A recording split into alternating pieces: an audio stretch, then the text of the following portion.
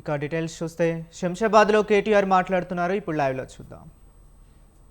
जब यहाँ पे मूसा के इतराफ में जो हमारे भाई है किशन भाग में बहादुरपुरे में, वहां पे जब उनको गिराया जाता है, उनको हटाया जाता है, वहां पे बुलडोजर की जब बात आती है, हाइड्रा की जब बात आती है, तो राहुल बाबा नहीं बोलते, खामोश हो जाते हैं. कोई और लीडर यहाँ के नहीं बोलते हैं. कहां चले आए हमारे बहन और भाई किशन बाग के? सीधा आ गए जनता गराज, हमारे तेलंगाना भवन बीआरएस हेड ऑफिस से चले आए.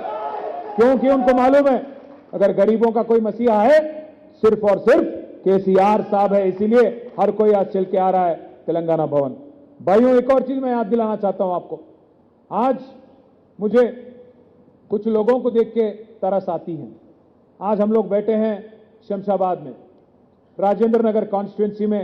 हमारे कार्तिक रेड्डी साहब भी यहां बैठे हैं. कार्तिक रेड्डी भाई, कार्तिक रेड्डी साहब भी यहां बैठे हैं. यहां के हमारे इस इलाके के एक एमएलए साहब थे, प्रकाश गौड़ साहब. प्रकाश गौड़ साहब और उनके साथ साथ 9 और एमएलए जो हमारे पार्टी के तरफ से जीते, आपके बदौलत, आपकी मेहनत से जीते. आज पता नहीं क्या उनको आ गया दिल में, निकल गए, जाके शामिल हो गए कांग्रेस में. उनको देख के तरस इसीलिए आता है क्योंकि आज आप जाके पूछिए उनसे, भाई आप कौन से पार्टी में हो? जवाब नहीं है उनके पास. कोई जाके जर्नलिस्ट, हमारा कोई दोस्त जाके कड़ियम श्रीहरि साहब से पूछ लिया, साहब आप कौन से पार्टी में हैं? क्या बोले मालूम? उन्होंने बोल रहे हैं कि जो पार्टी में मुझे रहना चाहिए वहीं पे हूं, यार उंडालनो आड़ने उड़ना. उन्होंने बोल रहे हैं. मैं इस वास्ते बोल रहा हूं ये बात आपको कि आज हालत ही ये जो हालत है, ना बोलने वाली हालत, कुछ भी नहीं बोलने वाली हालत, कि कौन से पार्टी में ये तक नहीं बोलने वाली हालत, ना सिर्फ उन 10 एमएलए का है बल्कि हमारे चीफ मिनिस्टर का भी वही हालत है. आज चीफ मिनिस्टर भी ये नहीं बोल पाएंगे आपको कि कौन से पार्टी के हो, कांग्रेस के हैं कि बीजेपी के हैं, उनको खुद नहीं समझ आ रहा. मैं ऐसे ही नहीं कह रहा हूं ये बात, ऐसे ही नहीं कह रहा हूं ये बात. आप एक मिनट के लिए सोचिए, गौर करिए. चीफ मिनिस्टर रेवंत रेड्डी साहब चीफ मिनिस्टर तो बन गए. अब उनको भी नहीं मालूम था चीफ मिनिस्टर बनेंगे. हमारे हैदराबाद में बोलते अड्डी मार गुड्डी दब्बा, तुक्का मार लिए, आके बैठ गए. अब सत्ता चलाना नहीं आ रहा उनको. 2 साल से बस वो एक ही काम कर रहे हैं. आजकल मैं देख रहा था, मैं इंस्टाग्राम में देख रहा था 2-4 दिन पहले, कोई एक हमारे मुशीराबाद का कोई भाई जबरदस्त रील बना दिया. क्या है उसमें?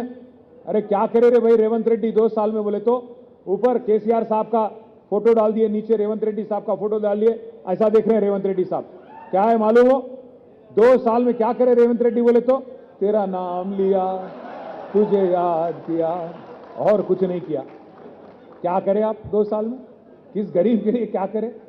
कोई एसटी के लिए करे, एससी के लिए करे, बीसी के लिए करे, माइनॉरिटी के लिए करे, खवातीनों के लिए करे, क्या करे आप? कोई एक स्कीम बताओ. कोई कुछ नहीं. मैं इसलिए बोल रहा हूं आज रेवंत रेड्डी भी बेबस है.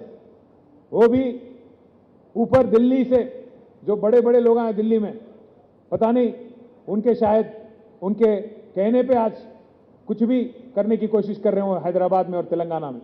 आप एक मिनट के लिए सोचिए.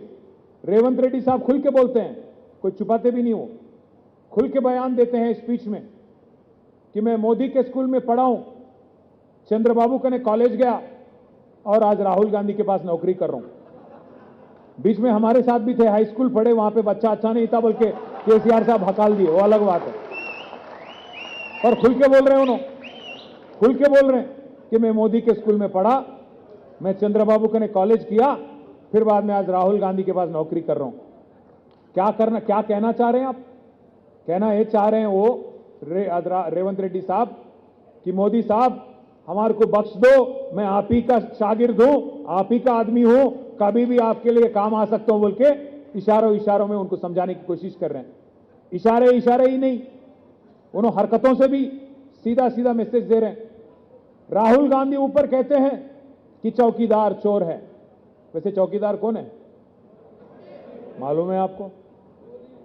राहुल गांधी कहते हैं कि चौकीदार चोर हैं. रेवंत रेड्डी कहते हैं कि चौकीदार चोर नहीं है, चौकीदार हमारे बड़े भाई हैं. राहुल गांधी कहते हैं कि गुजरात मॉडल बेकार है. राहुल गांधी कहते हैं कि गुजरात मॉडल बेकार है। रेवंत रेड्डी साहब कहते हैं कि गुजरात मॉडल शानदार है, वही मेरे लिए मिसाल है। देखिए आप, राहुल गांधी कहते हैं कि सीबीआई, ईडी, आईटी सारे के सारे मोदी साहब के जेब के इंस्टीट्यूशन है, खराब इंस्टीट्यूशन है। रेवंत रेड्डी क्या कर रहे हैं? नहीं नहीं नहीं, सीबीआई काफी अच्छी चीज है, सीबीआई को केस देंगे, केसीआर साहब को अंदर करेंगे करके कालेश्वरम का केस किसको दिया उन्होंने? सीबीआई को दिया। जिस चीज को राहुल गांधी बार बार बुरा कहते हैं, जिस चीज को राहुल गांधी कहते हैं कि बीजेपी का एजेंट है सीबीआई, उसी को देते हैं केस कालेश्वरम का। रेवंत रेड्डी साहब उसी एजेंसी को देते हैं। साथ ही साथ एक ईडी का रेड 1 साल पहले हुआ, आज नहीं, 1 साल पहले 27 सितंबर 2024 ईडी का रेड हुआ तेलंगाना का रेवेन्यू मिनिस्टर पोंगुलेटी श्रीनिवास रेड्डी के घर पे। 1 नहीं 2 दिन चला रेड। और जब रेड चल रहा था, हमारे टीवी वाले भाई ब्रेकिंग न्यूज डाल रहे थे कि भाई रेड हो रहा। उसमें फिर उन्होंने ये भी दिखाया कि 2-2 नोट गिनने वाले मशीन अंदर जा रहे। इतना पैसा है वहां पे कि 2-2 मशीन की जरूरत पड़ी। 2 मशीन गए। अब 1 साल हो गया। मालूम है क्या हुआ बाद में? कोई कार्रवाई नहीं, कोई केस नहीं।